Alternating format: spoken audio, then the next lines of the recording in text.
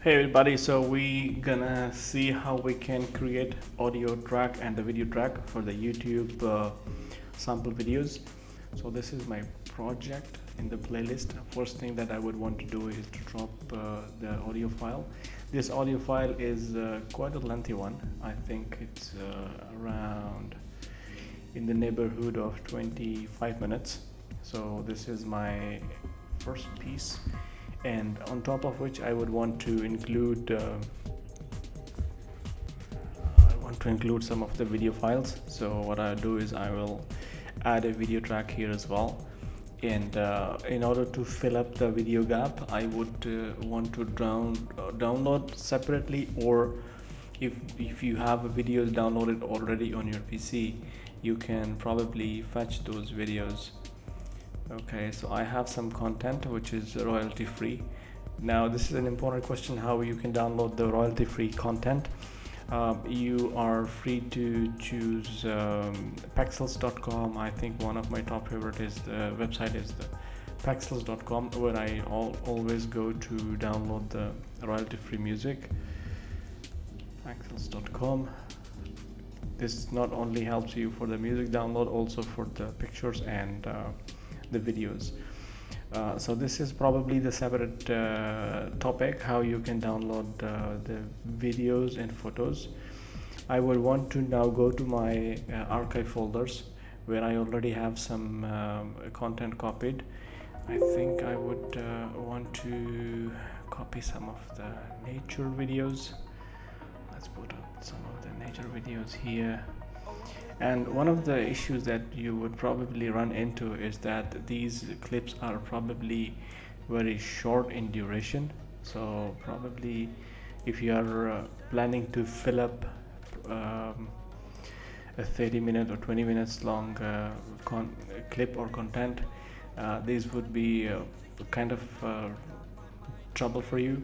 For a very quick video tutorial, I think if we get hold of very few components, should be okay. But I think I'm getting very small clips. I really hope I get a clip of reasonable length, which I can repeat itself, which can form at least 12 minutes or 20 minutes of video. But nevertheless, the first thing you would want to definitely have is your archive, where you have a lot of video content, which is first of all royalty free. Second of all, it is long enough that it can make one full video piece when combined all together. Let me fetch in some of the videos more. Okay, and on top of it, I would want to include some of the drone shots, if you will. I have some reasonably good looking videos from ships. Okay, this is okay. And some of the cargo related videos, I think it's a duplication. Okay, so water treatment plant, which is good. It's very fulfilling to see the water level rising and filling up of a water storage tank. Okay, I include some of the windmills. It's a very small clip, but I think makes total sense. What else I can get? I think from the marine applications, marine standpoint, there's so many good videos around. Okay, I think from a marine's perspective, there are so many good videos around which can be also incorporated. I think I would want to include one of the drone shots. Yes, why not? Definitely.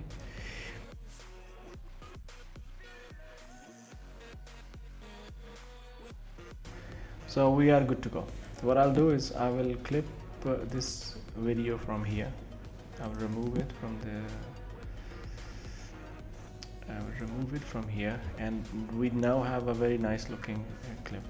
So if we squeeze it, if we start from the beginning, it would be a nice audio clip. On top of the audio clip, we have some nice looking video as well. What you would want to do is to mute this clip, which is having the audio for the track, which is the video track plus the audio track. You have two options. You can either split the video and audio from these two, and individually you can eliminate, or you can simply mute this track so that the video from the upper track goes into the production render and the audio from the lower track goes into the final render. One more thing that you would probably want to do is to show the scene in a very nice looking way. So for example, if you do this kind of trick, so the first scene will slightly fade away and then the second scene will be visible. This is a good way to have some engaging audience. Same thing you can do for the entry level scenes as well, for the entrance scene as well. So this scene comprises of opening in a very dim manner. So this is also making a lot of sense. Okay, so if we go back, if we save the clip, probably we have a wonderful mix of audio and video. Let me render it, and before rendering it, probably we would want to add the logo of our YouTube channel. So let me pull up a very nice logo for this channel so that it can be visible here. For the logo adding, you have to have a video track on top of pretty much everything, and then you can bring in the logo here, you can bring in the logo here, and I want to say you probably can increase the duration of this logo, and also you will want to implement a filter. So if you select the track, if you select the filter, if you want to go to filters tab and then go for the size, I want to define a size for this, and probably I want to relocate it as well somewhere in the center, maybe, if not the center, on the left hand corner or the right hand corner. So this is how it looks, and probably I would want to increase a little bit of transparency. Okay, so we bring it to the start of the channel here so that the logo appears in the beginning, and then we can probably copy and paste same logo here, and in here we can change the location. So in the beginning of the video it can be on the left bottom, in the ending of the video it can go to the right bottom of the screen. We can probably change the duration for the first half and the second half. Probably you have to go in the middle, and then you can drag it off. Okay, now we have an interesting looking video scene. This one also you can increase the duration so that when it can fill up to 6 minutes 30 seconds, and then after that the other one picks it up.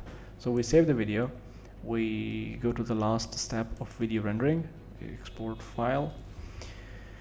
To export the file, I would select the video export folder, which probably should be the same folder.